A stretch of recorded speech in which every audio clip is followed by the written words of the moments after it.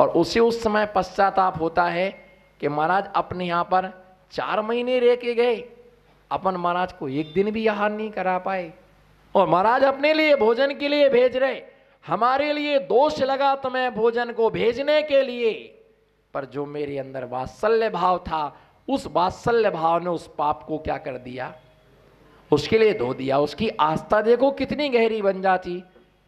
महाराज ने हमारी व्यवस्था करा दी, 2 टाइम की व्यवस्था, नाश्ते की व्यवस्था, महाराज एक बार रहते, महाराज पाटे पर सोते, हमको बिस्तर की व्यवस्था करवा दी। ये धर्मात्मा का धर्मात्मा के प्रति अभी आपको समझ नहीं पड़ेगा कि महाराज क्या है। अभी आप ठीक है, व्यवस्था करने वाले व्यवस्था कर रहे हैं, परंतु जब कहीं बाहर आओगे तब तुमको पता चलेगा कि अरे हमने क्या किया, और गुरुवर का वात्सल्य हमारे लिए कितना। ये बाहर जाने के बाद में पता चलता है, यहां पता नहीं चलता है, बाहर जाने के बाद पता चलता है। इसलिए अपने जीवन में मुनि कभी पाप का उपदेश नहीं देते हैं, पाप नहीं करते और पाप का उपदेश भी नहीं करते हैं। पुण्य का उपदेश देते हैं, पाप उपदेश, हिंसा दान, हिंसा का दान नहीं देते, अपध्यान नहीं करते, दुष्कृति नहीं करते, प्रमादचर्या नहीं करते हैं।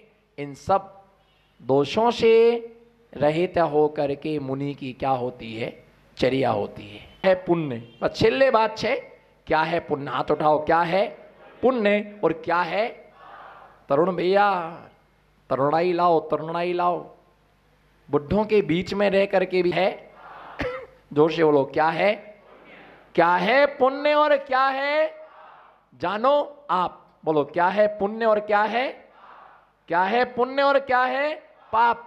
मजा नहीं आ रहा अभी, एक महानुभव को आने दो फिर बोलेंगे। पुण्यशाली जीव है, उसमें शंका करने की जरूरत नहीं है। पुण्यशाली के आने के बाद अपने आप चेहरे पर प्रसन्नता, तो इसके पहले दुखी था क्या मैं। आप भी तो महापुण्यशाली हो पुण्यशाली। पुण्य भी डॉक्टर साहब से बोलो, डरने की बात नहीं है, हमें तुम्हारे साथ, तुम सब मरीज संघर्ष करो, डॉक्टर तुम्हारे, वो हमारे तन को देखते हैं, बोलो वो हमारे तन को चेक करते हैं, हम इनके मन को चेक करते हैं। उनसे हमारा पुण्य काम आने पर बेशरम की लकड़ी चंदन से कम नहीं, बोलो काम आने पर बेशरम की लकड़ी चंदन। कांतिलाल जी बोलो ना हंस के, हम किसी से कम नहीं। क्या है पुण्य, बोलो क्या है पुण्य और क्या है पाप, बोलो क्या है पुण्य और क्या है पाप, जानो आप। एक बार फिर छिल्ले बस नमो सिद्धाणम, बहुत हो गया। हाँ बोलो, क्या है पाप, जानो आप। बस क्या पुण्य है क्या पाप है, ये हमें काम बने, बोलो हमारा काम बने और सबका काम बने। इसी भावना के साथ मैं इस देशना से विराम लेता हूँ। मेरे बोलने की कैपेसिटी तो 1 घंटे की और है, परंतु आप सभी की सुनने की कैपेसिटी, कौन बोला समाप्त हो रही है, फिर 1 घंटा और बोलूंगा अभी तो। चलो, आज तो गणेश चतुर्थी है, आज ही रचा छे, बोलो तो क्या है कि हमारी बोलने की कैपेसिटी बहुत है, पर आप लोगों की सुनने की कैपेसिटी समाप्त हो रही। तो ऐसा दिल दुखा के मुझे काम नहीं करना है, बस आपकी भावनाओं को देखते मैं अपनी वाणी को विराम देता हूँ। धर्म स्नेही बंधुओं, आचार्य समंत्रबद्ध स्वामी ने रत्नकर्ण श्रावकाचार्य के 4th परिच्छेद में 75 नंबर के श्लोक में अनर्थ दंड के भेद बतलाई थी। अनर्थ दंड के भेदों में सबसे पहले है बतला पापोपदेश। अनादिकालीन मिथ्यात्व संस्कारों के कारण से जीव दूसरे जीवों के लिए गलत मार्ग बतलाता है। आज के संस्कार नहीं है, कब के संस्कार हैं, अनादिकाल से। अनंत काल कहाँ बीता। सबसे पहले तो विचार करना कि अनंत काल हमारा कहाँ पर बीता है? बताओ कहाँ पर बीता है? निगोद में। और मिथ्यात गुण जो बनता है तो किस कर्म के उदय से मिथ्यात गुण बनता है? मिथ्यात नाम कर्म के उदय से जीव का पहला मिथ्यात गुण बनता है। मिथ्यात नाम कर्म का उदय जब होता है तब इस जीव के लिए जिनेंद्र भगवान के द्वारा प्रतिपादित जीवादि पदार्थों के यथार्थ स्वरूप पर उसके लिए श्रद्धा नहीं होता है, विश्वास नहीं होता है, उसके लिए अच्छा नहीं लगता है। जैसे स्वादिष्ट व्यंजन अच्छे नहीं लगते। क्या? स्वादिष्ट व्यंजन अच्छे नहीं लगते हैं। और रूखी रोटी कब? कब? जब भूख लगती है तो रूखी रोटी भी बहुत अच्छी लगती है,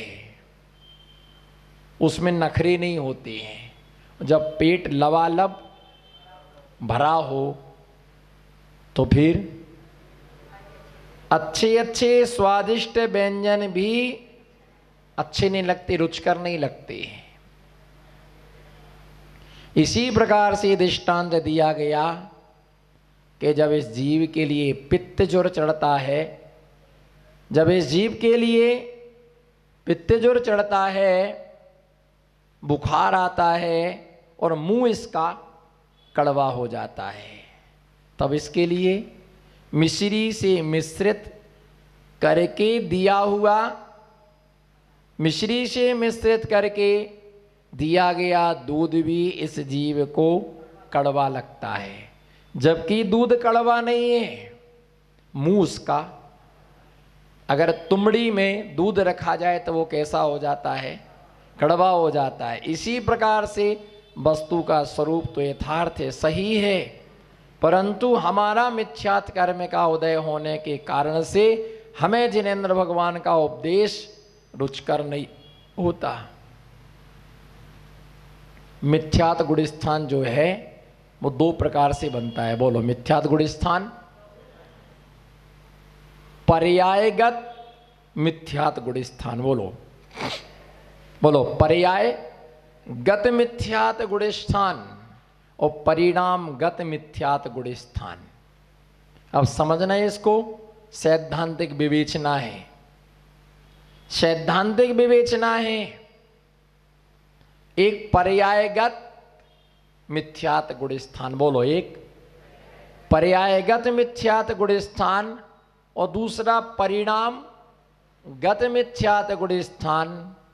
एक इंद्री से लेकर के पंचेंद्री तक के जो जीव हैं, असंगी पंचेंद्री तक के जो जीव हैं, उनका पर्यायगत मिथ्यात गुण होता है। किसका? एक इंद्री से लेके असंगी पंचेंद्री तक के जो जीव हैं, उनका पर्यायगत मिथ्यात गुण होता है। उनके परिणामों में कितनी भी मंदता आ जाए, कसाय में कितनी भी मंदता आ जाए, लेकिन उनका गुणस्थान कौन सा होगा? बोलो कौन सा होगा? कितने भी कसाय मंद हो जाए, कितनी भी कसाय मंद हो जाए, पर उनका गुणस्थान कौन सा होगा? दूसरा गुणस्थान नहीं बनेगा, क्योंकि दूसरा गुणस्थान जो बनता है वो सम्यक्त से जब गिरता है तब उसका दूसरा गुणस्थान बनता है। जब तक वो सम्यक्त को प्राप्त नहीं करेगा तब तक सम्यक मिथ्यात और सासादन गुणस्थान कभी बन नहीं सकते। सासादन का मतलब होता है, सासादन का, बोलो, सासादन का मतलब ये होता है कि जो जीव सम्यक्त की विराधना करके, कहाँ की विराधना करके? बोलो किसकी विराधना की है? अब देखिए, एक व्यवस्था के लिए जिस जीव ने सम्यक दर्शन की विराधना की है और सम्यक दर्शन की विराधना करके सम्यक्त रूपी रत्नगिरी पर्वत से छूट चुका है, पर अभी मिथ्यात रूपी भूमि पर नहीं है, जो बीच की अवस्था में है, उसका नाम क्या है? बोलो उसका नाम क्या है?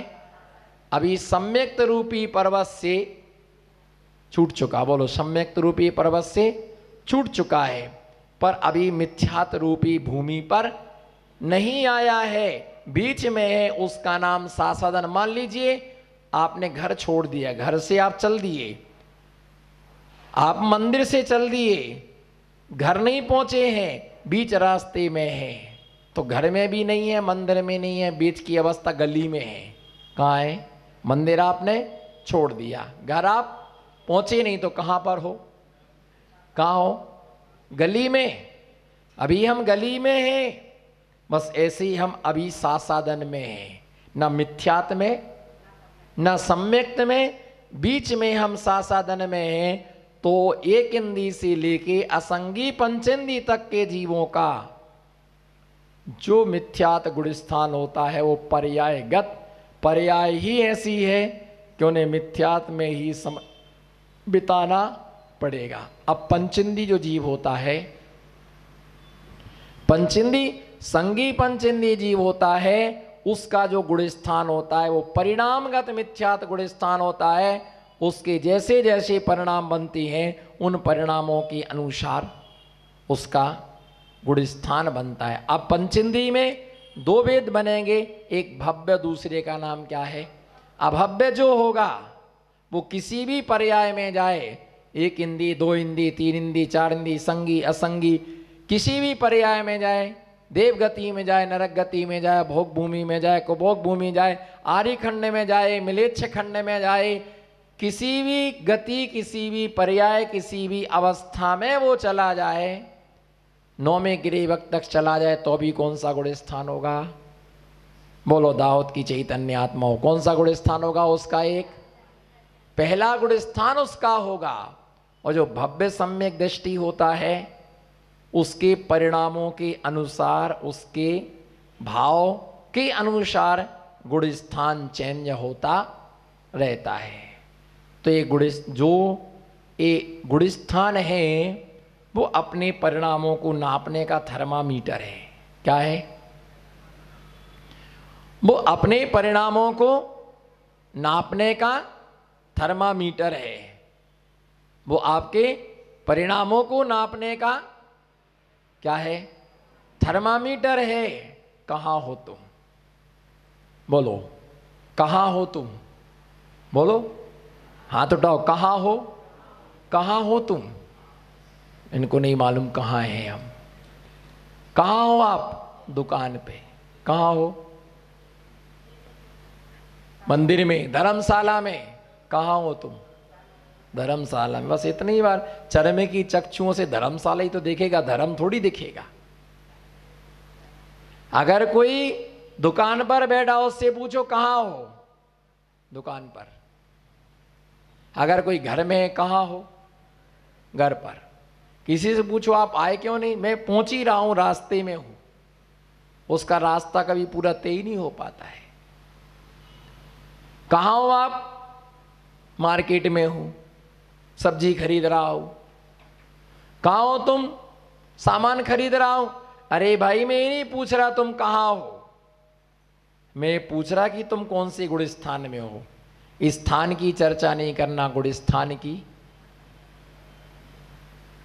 जैसे किसी से पूछो कहां से आए, तो शास्त्र बोलता घर से आए। कहां से आए? अब इससे पूछो कहां से आए, दुकान से आया हो। कहां से आए? बाजार से आए ना। देखो, मतलब मुझे ऐसा लगता है इनकी बात को सुनकर के बाजार में आदमी बनते हैं। अरे आपने कहा ना कि मैंने इनसे पूछा कहां से आए, क्या बोले? तो गलत बोला क्या? नहीं, गलत भी नहीं बोला, सही भी नहीं बोला, अपेक्षाकृत। इन्होंने बोला बाजार से आए हैं, और मैं ये पूछ रहा था कि तुम इस पर्याय में कहां से आए हो, मनुष्य योनि में तुम कहां से आए हो। अब आप कहोगे ये तो कोई नहीं जान सकता है। नहीं, इसके लिए अवधि ज्ञानी मुनिराज, मना पर्याय ज्ञानी मुनिराज और केवल ज्ञानी तीर्थंकर केवली भगवान इस बात को जानते हैं कि तुम कहां से आए। और जैसे प्रथमान योग को पढ़ने से क्या फायदा मिलता बताओ? मैं तो कहता अमृत है, वो अमृत है। प्रथमानुयोग क्या है? करणानुयोग, शरणानुयोग, द्रव्यानुयोग परमामृत है। ये अमृत है। अगर कोई विपत्ति आ जाए तो सबका समाधान प्रथमानुयोग से हो जाता है। चाहे सास की समस्या रही हो, चाहे बहू की समस्या रही हो, चाहे भाई भाई की समस्या रही हो, चाहे जमाई और ससुर की समस्या रही हो, मामा और भांजे की समस्या रही हो, प्रथमानुयोग अब देख लीजिए। अंजना के ऊपर केतुमती ने इल्जाम लगा के निकाल लिया। ये सास बहू की परिपाटी घर घर की, बोलो घर घर की कहानी आ गए। भाई भाई में भरत और बाहुबली में, और कौरव और पांडवों में, कुरियोधन और पांडवों में मामा भांजे थे। यशोधर गजकुमार मुनिराज, ससुर ने उनके ऊपर जलती हुई सिगड़ी रख दी। रामचंद्र जी ने सीता के लिए वन में छोड़ दिया। विभीषण भाई को छोड़ करके राम के पास जाकर के सम्मिलित हो गए। कोई ऐसा दृष्टांत नहीं है जो हमें समाधान देने वाला ना हो। प्रत्येक दृष्टांत का समाधान हमारे साथ में है। ज्ञान होना चाहिए। गुण स्थान परिणामों के द्वारा बनता है।